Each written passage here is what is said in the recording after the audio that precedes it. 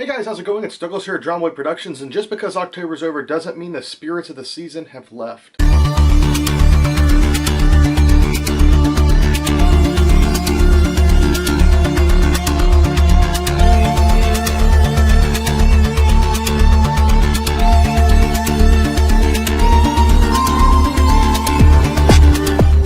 Alright guys, so today I've got a really interesting video for you all involving some very rare and very controversial masks. So recently November Novelties hit me up and asked if I would like to do a video showing a DIY and tell a little bit of history about a couple of pieces that they recently made for their replica Ghostmakers set, and of course I had to accept. But before I get into that, I want to tell you guys a little bit more about November Novelties. November Novelties is an artist coalition started between twin brothers Wade and Joe Nobile, and I've actually known these two for quite some time in the Scream and Ghostface collecting community, and only recently have they started making their own masks, but they make some really awesome pieces. The concept is essentially, what happens to all those masks and costumes after Halloween? Some people hold on to pieces, other people throw them away, some people they end up in garage sales, attics, you never can tell. And obviously any of these old vintage pieces will pop up in varying different conditions. Some are well preserved, others not so much. Their aesthetic is simply nostalgia, to give an homage to mask collectors or people who love Halloween and vintage horror who find these pieces, and a lot of times they make replicas of pieces that look like they've been deteriorating or look like they've been rotting away somewhere, or maybe they've been used years and years by someone and have just deteriorated over time. Either way, the result is pretty much the same. Originally, they were only making vintage-styled pieces like that, but they are offering clean and nice new versions of all those designs as well. So if you guys aren't checking them out, you should absolutely go give them a follow. They make some really awesome pieces, they're great collectors, and of course, they're going to be making some really awesome stuff in the future. So if you guys are interested in any of these masks as blanks or as completed pieces, you can pick those up from November Novelties. I believe they offer them as blanks, finished versions, clean, dirty, however you want it. Message them, hit them up, they make some amazing and very awesome pieces. So today I'm going to be giving you guys a little DIY and a history lesson on the first three masks from their replica Ghostmakers line. So here we have them: Screech, Lovely Tate, and the Wailer. So initially looking at these masks, you would think, wow Douglas, those look very familiar. Why is that? And I'll tell you why.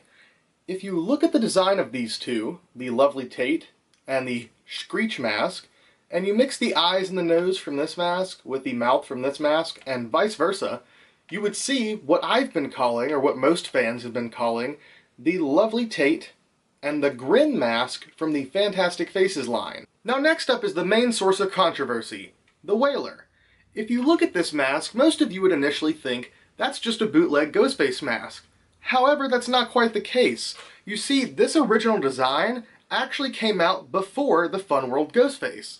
However, it's actually a part of a line of masks by the Alterian Ghost Factory called Ghostmakers. This was a piece that was conceptually designed in 1990, and it was made by Lauren Githens. Lauren had been working with Alterian for many years when they were going to a Halloween party, and he decided for that year to make a costume kind of based off of the old children's, like ghost with a bedsheet type costumes. So what he originally came up with were two different ghosts that were made out of a stiffer, like fabric type material that of course had bed sheets attached to them. So Alterian came up with ideas on how they could mass market this. So what they came up with was a kit called the Alterian Factory Ghostmakers Kit. And what that was supposed to be was a kit where you could turn your tired old bedsheet into this year's spooky Halloween costume. And it would include a plastic vacuum form mask, some sandpaper, adhesive, 6 different types of paint, and a paintbrush, and of course an instruction manual. So the original line was comprised of 6 different ghost masks: Lovely Tate, Wailer, Screech, Lil Boo Boo, Lil Sarah Spook, and Lil Ghost Dude. Of course here we only have the first 3, being Lovely Tate, Wailer, and Screech. They haven't made the other 3 yet, but maybe in the future they will. So these original designs and kits were made up and taken to 1990's Halloween Expo, which is where most retailers and other companies that carry different products would go to basically see your product, see your line, see what you're making, and decide if they want to buy it or not. And one company that was supposedly interested in picking up this line was Fun World.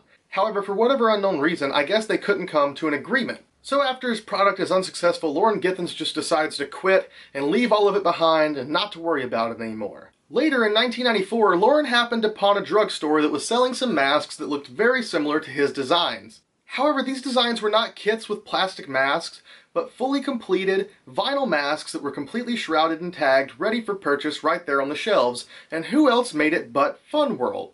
Lauren thought very little of it and decided to move on with his life, as he thought they were just crappy knockoffs and probably wouldn't sell that many anyway. And much to his dismay, in 1996, a very famous motion picture actually decided to use one of those Fantastic Faces masks. Of course, the mask they used being the Fantastic Faces Weeping Ghost, which has now went on to become a celebrated horror icon, which we now all know as Ghostface. As we all know, in the modern day, Ghostface is an icon of Halloween.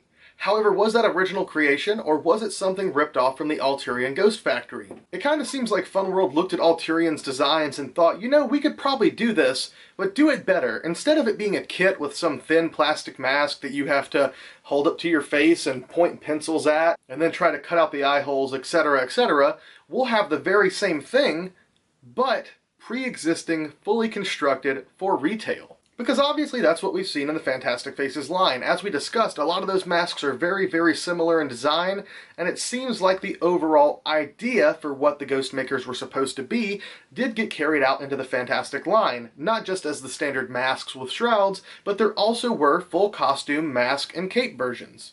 I feel that the product that we ended up getting from Fun World is actually superior to what the Ghostmaker product was supposed to be, so in the end maybe it worked out like one of those Mushroom Head versus Slipknot type things, where Slipknot definitely copied Mushroom Head, but they are better than Mushroom Head. So for years these masks have been the source of controversy for seemingly no reason to me. Because I know, as well as many other mask collectors or anyone who collects old vintage horror or just Halloween decorations, knows that this is something that has happened before. Fun World has ripped off and bootlegged a lot of other companies. But that's not really saying a lot. They've been doing it since the late 80s and 90s, but a lot of other companies at that same time period also did it. Topstone ripped off Be Something Studios, vice versa, just a whole bunch of companies all kind of ripped each other off back in that time period. It's not necessarily right, but that's just what was happening. Because it's been documented, and I've even owned pieces before, like a Don Post Carlisle that was made by Fun World. It was clearly a recast, it wasn't a retool or their own sculpt, it was just a direct copy, but produced by Fun World. They've also done Don Post skulls and other pieces in the past, so I don't really know why it's been that big of a controversy other than it affecting people that were involved in the design making process. Bridget ended up being credited with these designs, even though it wasn't something she necessarily created 100% herself. In fact, I think there was an old interview where she had mentioned something along the lines of Fun World had brought her some designs or brought her some drawings and told her to create something off of those or make something out of it, and she essentially came up with what was the Fantastic Faces line. This wasn't her seeking to rip off anyone or steal their designs, it was just another job. Fun World brought it, handed it to her, and just told her, hey, make something out of this. And even Fun World had no clue that this was going to be something huge. When these masks were originally created or designed, they were thought of as nothing more than cheap Halloween decorations or cheap masks for kids to wear during the season. And they weren't regarded as higher until years later when they were used in Scream and when they became more sought after and people started actually caring about those pieces. And as for whether or not Fun World ripped off Ghostface, clearly you guys have no clue, but Disney actually created Ghostface back in the 1950s for the Haunted Mansion ride. So these all look very similar.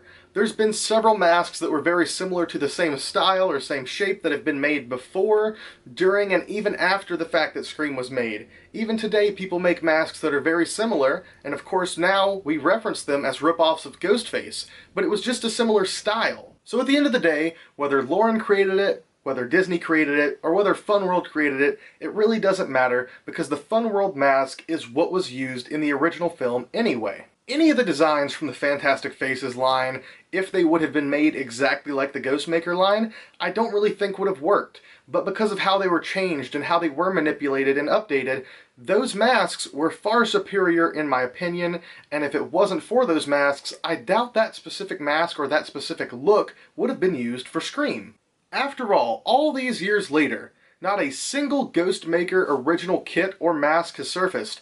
However, there are thousands and thousands of Fun World pieces all over the world, and those were around even whenever Wes was getting ready to make the film. And if Fun World didn't mass produce those pieces, who knows if Wes would have ever found that original Ghostface mask while location scouting.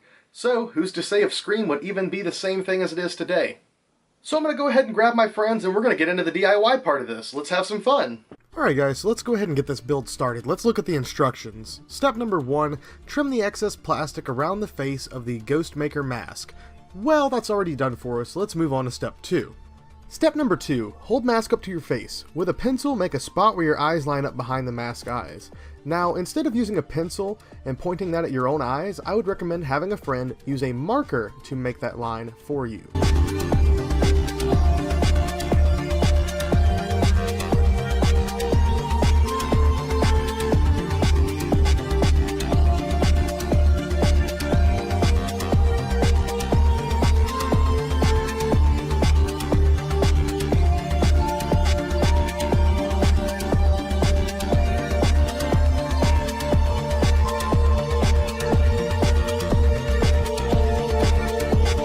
Step number 3. Take your mask off of your face and cut at least a 1-inch diameter hole around the spot you made.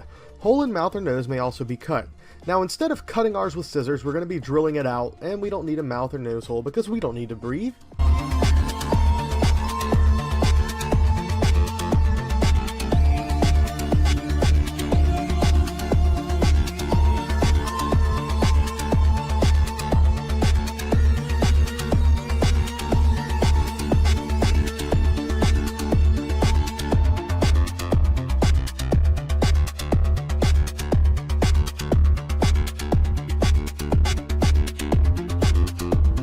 Step 4. Lightly sand edges and front surface of mask for better paint and glue adhesion.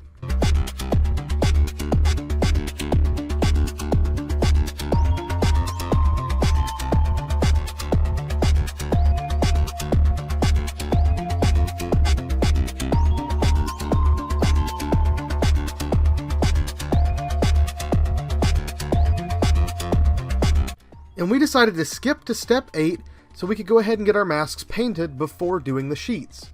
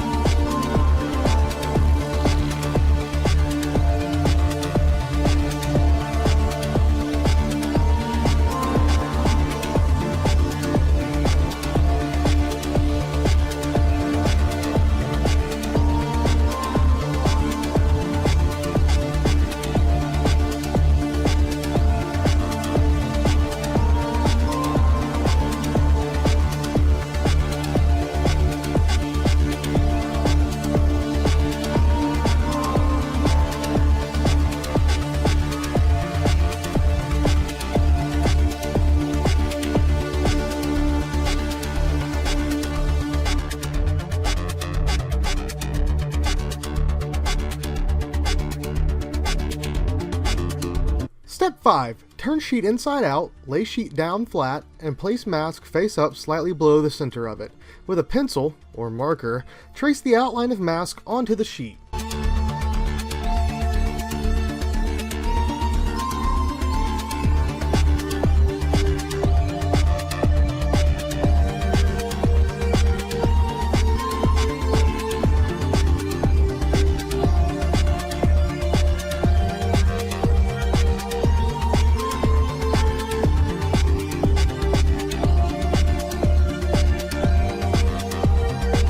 Step 6. Cut hole in sheet 1 inch in from pencil line.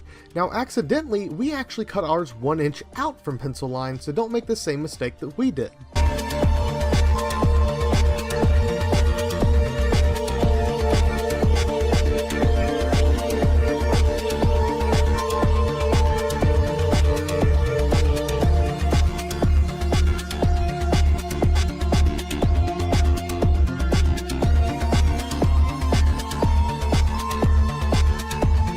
Step 7. Turn sheet right side out, position face in hole from behind, Pull back edge of sheet and apply a 1-inch wide layer of glue to the outer edge of the mask, then press edge of sheet down onto mask. Allow to dry for at least 8 hours before handling.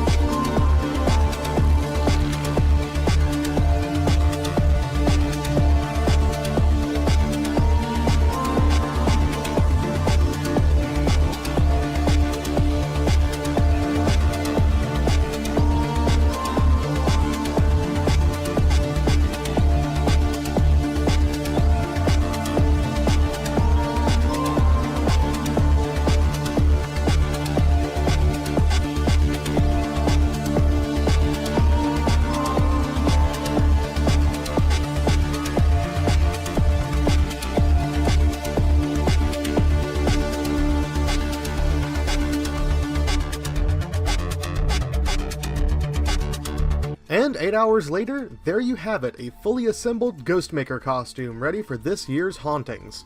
So that wraps things up nicely. I want to give a quick thank you yet again to Joe and Wade Nobile for the Ghostmakers, and thank you all for watching. I hope you enjoyed, and I'll go ahead and give you guys some nice warn shots. Love you all, and see you next time.